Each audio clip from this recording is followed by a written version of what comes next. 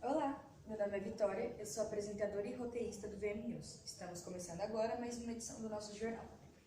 Hoje vamos falar um pouco sobre a cultura indígena e os Jogos Pan-Americanos. Celebramos no dia 9 de agosto o Dia Internacional da Cultura Indígena. Isso foi estabelecido pela ONU em 1985 para expressar o reconhecimento em relação a esses povos que ainda carecem de seus direitos mais básicos. Agora, o nosso repórter João está com a professora Cristiane, que vai nos mostrar um pouquinho sobre a cultura indígena. Oi, Vitória. Boa tarde, galera. Estamos mais em um VM News. Aqui a gente vai entrevistar a nossa professora Cristiane sobre mais as questões indígenas. Professora, a primeira pergunta: qual a influência indígena na cultura brasileira? Bom, a gente costuma se limitar aos assuntos da cultura indígena aqui no Brasil, a culinária, as danças, né? Mas a gente sabe que é muito mais do que isso, né? A cultura indígena, tudo que nós sabemos hoje sobre preservação ambiental, nós aprendemos com o povo indígena, porque eles são os povos nativos, são os povos da terra. Então, qual é o pensamento indígena, né? Se nós vivemos aqui, nós temos que cuidar dessa casa, ok? Então, a questão ambiental é muito forte, a aprendizagem da questão ambiental. Tudo que se sabe também sobre produção de medicamentos, que a gente, muitas vezes os laboratórios são estrangeiros, se estabeleceram aqui no Brasil há muitos anos, foi infelizmente por meio da biopirataria. O que era a biopirataria? Roubava-se os segredos dos indígenas, né, do curandeirismo, dos medicamentos feitos de forma natural, vendia-se para esses laboratórios, e esses laboratórios vendem hoje essas medicações caríssimas para nós. Então a gente pode dizer que esse ato comercial não é uma contribuição, mas esse conhecimento das plantas, da nossa fauna, da nossa flora, vem também da cultura indígena, da sabedoria do povo indígena. Então, quando a gente se restringe só às danças, às músicas, a gente infelizmente está reduzindo muito de todo um saber construído ao longo da permanência dos indígenas aqui na América. Não só na América do Sul, Brasil, mas em toda a América. Cite uma das línguas indígenas.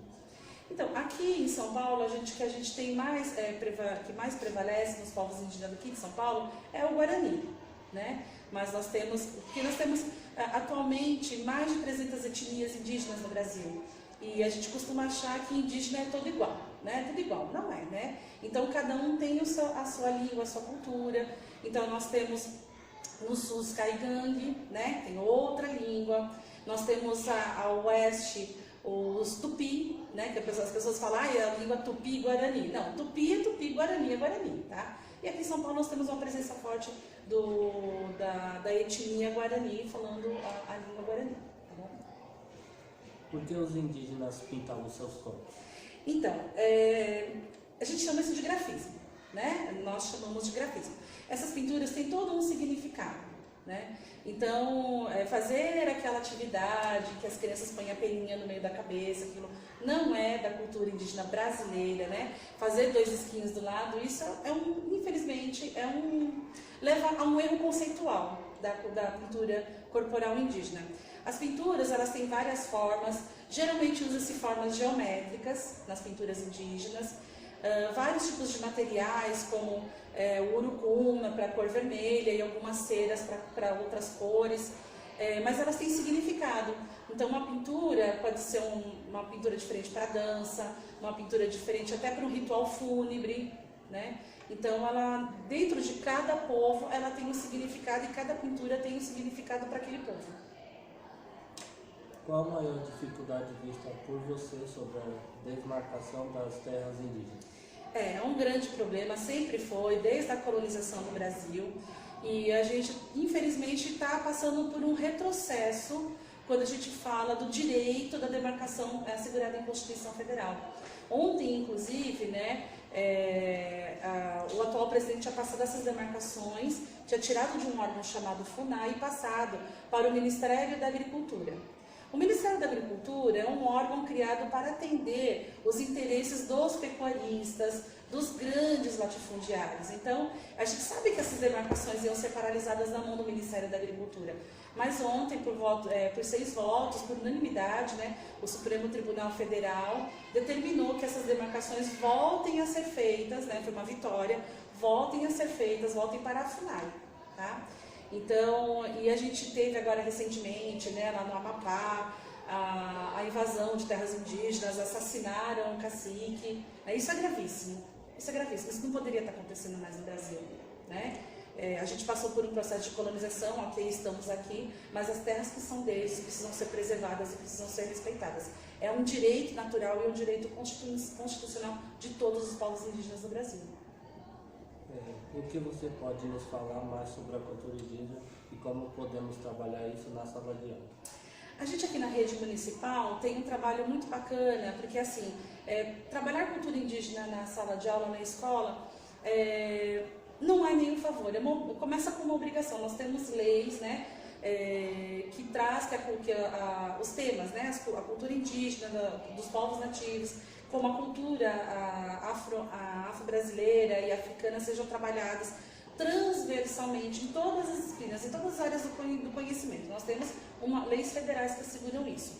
Atendendo a essa legislação, nós temos programas aqui na Prefeitura de São Paulo. Uma das muitas abordagens é o jogo da onça, né? Mas aprender o jogo da onça não é só aprender regra, isso a gente pode ir lá no YouTube e descobrir a regra. Quando a gente aprende o jogo da onça, a gente tem que aprender a cultura daquele jogo.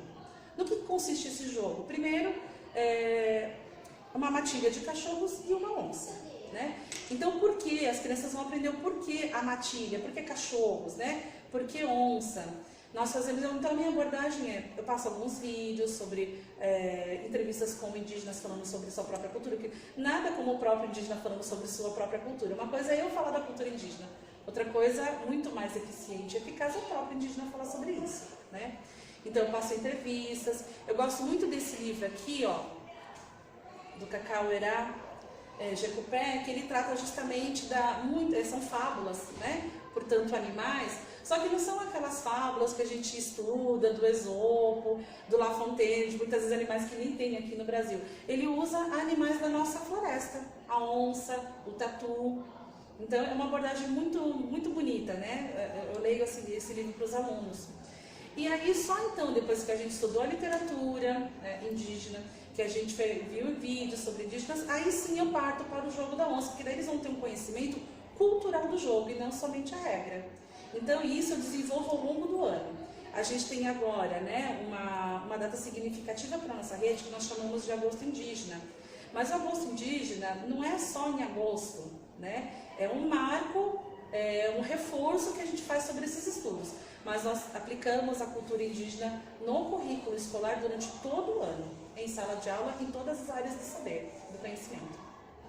Então, obrigado, professora. Obrigada a vocês, parabéns à Imprensa Jovem. Pela participação. Obrigada. Obrigada, João. E agora o nosso repórter está com a professora Mônica, que vai falar um pouquinho do seu trabalho neste mês. Olá, Vitória e VM News. Estamos aqui com a professora Mônica e vamos falar mais sobre a cultura indígena. A primeira pergunta, professora, por que a senhora decidiu trabalhar esse tema com as crianças? Bom, eu decidi trabalhar esse tema com as crianças por conta que aqui é a sala de leitura, né? Então, assim, a gente tem um vasto acervo, as crianças têm que conhecer, mas principalmente porque é um tema que está no currículo, né? Nós temos que trabalhar esse tema com as crianças e resgatar, né, a nossa história, saber de onde viemos, né? Eu acho que faz parte as crianças saberem que a cultura indígena está ligada ao nosso presente, né? E os índios foram muito relegados e a gente tem que resgatar isso, né? Por isso que a gente está trazendo esses aspectos. Nós vamos trazer vários aspectos da cultura indígena para as crianças, né? Para eles saberem realmente sobre a história deles. Muito bem, professora. A segunda pergunta, por que demorou tanto para esses povos serem reconhecidos antes quando Portugal conheceu o Brasil? Eu acredito que não foi que demorou para ser reconhecido.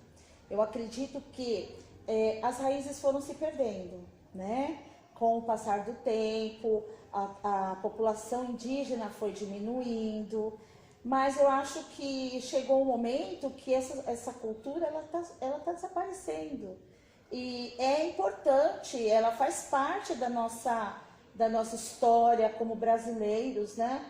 Então, eu acredito que esse resgate, é um resgate, né? Na verdade, da cultura indígena nos dias de hoje, né? Então, para mim, é um resgate da nossa história. Você já conheceu, as primeiras pessoas a conhecer os índios daqui do Brasil ou de fora?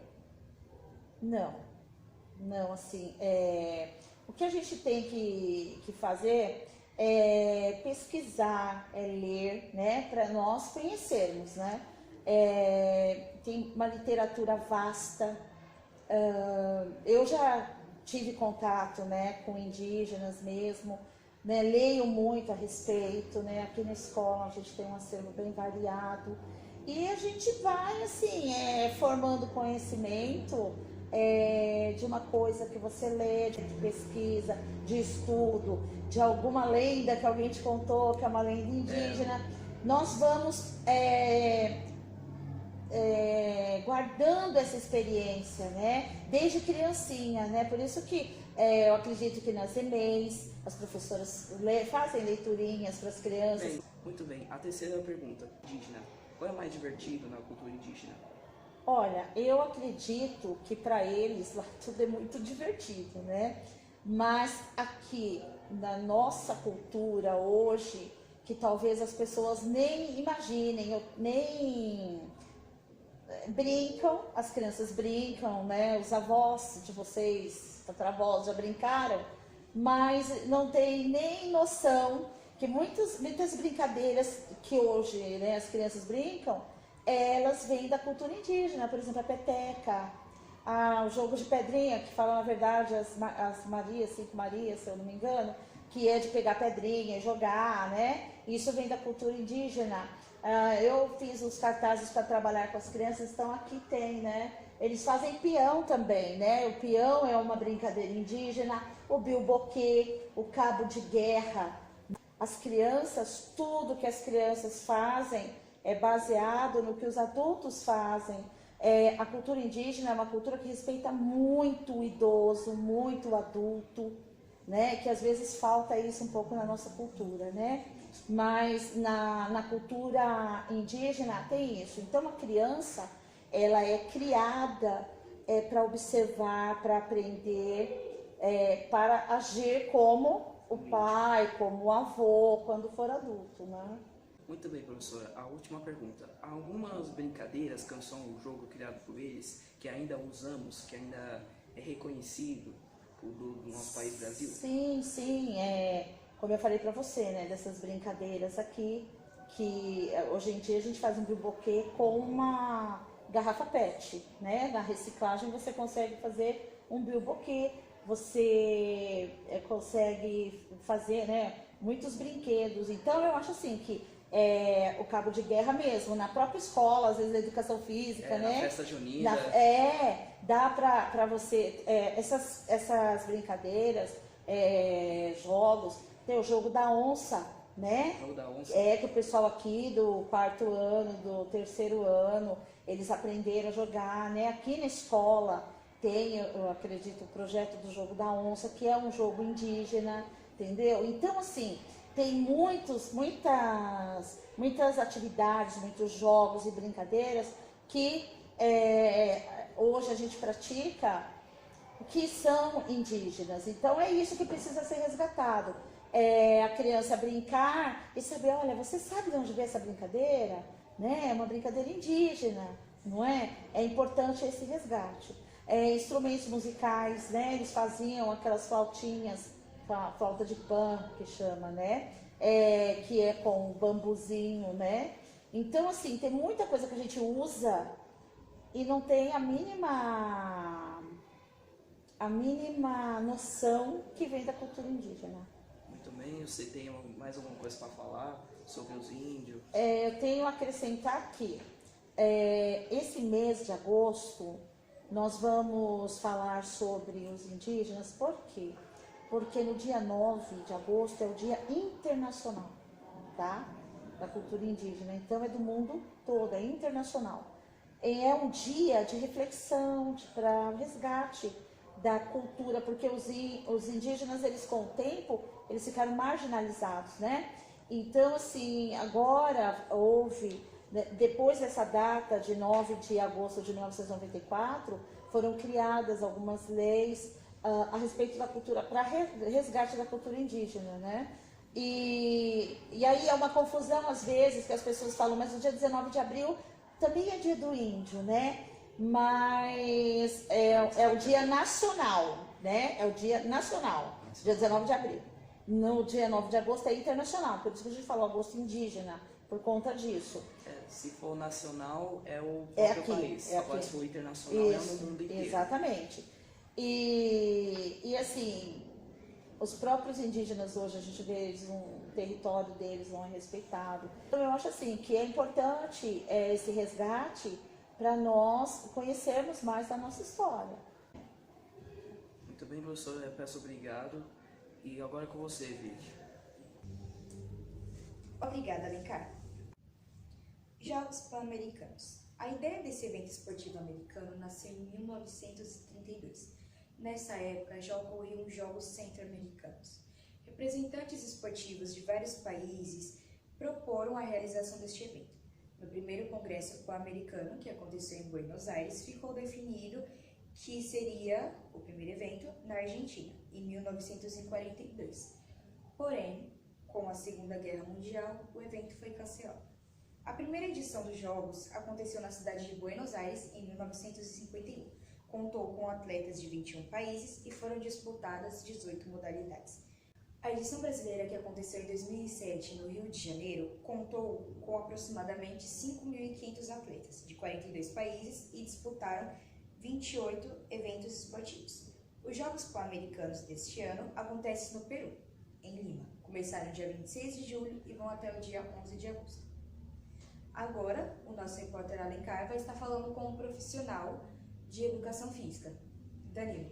Alencar? Olá, Vitória e Jamie. Estamos aqui com o professor Danilo de Educação Física e vamos fazer perguntas sobre os Jogos Pan-Americanos e ver o que está acontecendo agora de 2019. A primeira pergunta, professor. Acha esses jogos tão importantes para o continente da América do Sul a Norte? Olha, independente do local onde está sendo realizado esses jogos, eu acredito que seja extremamente importante a divulgação, né, e a prática tanto de esportes individuais como de esportes coletivos em qualquer momento, né, seja em Olimpíadas, seja em Jogos Pan-Americanos, seja em campeonatos mundiais. Quanto mais a gente conseguir divulgar a prática de esporte de atividade física, independente do local, do país, da cidade ou do torneio, isso aí é melhor e ser, de fato, cada vez mais importante. Não só para a saúde, mas também para trabalhar a mente das pessoas. Muito bem. A segunda pergunta. Qual é o esporte preferido e qual esporte considera principal nos Jogos Pan-Americanos? Olha, eu gosto muito de vôlei, né? Sempre gostei, sempre acompanhei o voleibol. Agora, esporte principal nos jogos, eu não sei se eu diria principal, né? Mas ainda acredito que o futebol seja o mais visto em todos os países, enfim. Né? Mas eu não diria principal, mas o mais conhecido talvez sim, futebol. Ok, professor. A terceira pergunta. Para você, o que falta para o nosso país ganhar no atletismo ou em outros esportes, tirando futebol e vôlei? A gente sempre teve um problema com relação às competições aqui no Brasil de patrocínio, né? Patrocínio, a questão de entrar alguma empresa, o atleta tem muita dificuldade de conseguir se bancar numa competição, né? A gente vê aí atletas da ginástica tirando dinheiro do próprio bolso para poder ir para um outro país, para poder fazer uma competição. Então, diferente do futebol, onde você tem muitos patrocínios e o investimento é muito grande, você pega a ginástica, a natação, vôlei, handball, isso aí ainda é muito difícil. Então eu acredito que o Brasil ainda está muito distante de se tornar um país competitivo para lutar de igual com Estados Unidos, Japão, né? A gente pega aí a própria Cuba, tem um investimento bom, né? Eles ainda não conseguem aparecer lá na frente. Mas acredito que o principal problema seja financeiro para o Brasil, de investimentos, né? Se investe muito no futebol e infelizmente esquecem os outros esportes. E por conta disso a mídia, por ser mais interessante para ela, acaba mostrando mais aquilo que dá retorno para ela, né? No caso do futebol, infelizmente os outros esportes ficam em segundo plano. Muito bem, professor. A gente pergunta: qual cidade você escolheria como sede dos Jogos Pan-Americanos e por que essa cidade? Olha, eu gosto bastante do Rio de Janeiro, né? Apesar de todas as dificuldades que eles têm lá, é uma cidade muito bonita. E como também já foi feito alguns jogos atrás, Em 2016? isso, e a gente teve bastante retorno, né? Pelo menos na área esportiva, para eles, tanto nas escolas, como você pega alguns ginásios, né, que foram reformados. Isso aí é sempre importante para dar continuidade nessa divulgação para o esporte, né? Então, quando vem alguma coisa do Brasil, é interessante que muitos locais fora do Brasil começam a se interessar, né? E aqui serve como incentivo, né, para o brasileiro correr atrás das atividades físicas e a prática dos esportes. A última pergunta: sabemos que 5 outros países da América a ganhar algum esporte, por exemplo, o mais famoso Usain Bolt da Jamaica a ganhar 1000 metros, corrida de 1000 metros. Olha, então, a gente tem poucos, né, algumas exceções, como a Jamaica, e aí quando você pega, por exemplo, a Jamaica, você não tem vários esportes, né? Por exemplo, a gente pegou o Usain Bolt, que é corrida, e aí o resto, eles não conseguem aparecer, né? Aí nós temos os Estados Unidos, onde você tem um giro muito bom, um fluxo muito bom de dinheiro, um investimento desde das escolas, né, até a faculdade, e com isso você consegue treinar a criança, o adolescente, o adulto, para poder chegar numa competição, o que não acontece em outros países. A gente tem China muito forte na ginástica, né? A Rússia também, exatamente. E aí você pode comparar com países, a gente pega o Canadá, a gente vê competições do Canadá, por exemplo, eu acho que o rugby é um dos que estão lá em cima do Canadá, mas aí depende muito de região, né? Você pega o Brasil, aí o handball do Brasil é muito forte, né? Eles estão aí quase, pelo menos o feminino, talvez se ganhar agora conquiste o hexacampeonato. Tem dois esportes conhecidos que o Brasil é forte, que é o vôlei Voleibol e o futebol. também, exatamente. Tem mais alguma coisa que você fala mais nos Jogos Pan-Americanos? Alguma ideia? Olha, o legal desses jogos é que é como se fosse uma mini Olimpíadas, né? Você tem vários esportes que existem nas Olimpíadas e você tem alguns esportes que não são olímpicos, né? Por exemplo, o boliche. Você tem nos Pan-Americanos e você não tem nas Olimpíadas, salvo engano, a não ser que foi colocado recentemente. Muito bem, professor. Professor, obrigado. A gente tem que estar com você. E agora é com você, Vitória. Obrigada, Alencar. Agora, um último informativo. Casos de sarampo em São Paulo. O número de casos confirmados de sarampo subiu em 633 no estado de São Paulo. Segundo o novo balanço divulgado nesta terça-feira, dia 30, pela Secretaria Estadual da Saúde, o último levantamento divulgado no dia 19 de julho apontava 484 casos, o que representa crescimento de 30% em 11 dias. Além da disponibilização normal nas unidades básicas de saúde, postos volantes também estão montados nessa semana em 12 linhas de metrô da CPTM, além do terminal metropolitano São Mateus. Devem se vacinar jovens de 15 a 29 anos de idade, considerada a faixa etária mais suscetível a não ter tomado a segunda dose da vacina no tempo recomendado. A campanha orienta que a imunização para essa faixa etária seja indiscriminada, ou seja, mesmo quem já tomou a vacina deve tomar novamente. A Prefeitura de São Paulo ampliou, na última quinta-feira, dia 25, o público-alvo da campanha também para bebês, com a idade entre 6 meses e 1 ano. Quem não está entre essas duas faixas etárias deve consultar os profissionais de saúde em uma unidade básica de saúde e levar a carteirinha para atualização, se necessário. Obrigada pela audiência. Termina aqui mais uma edição do VM News.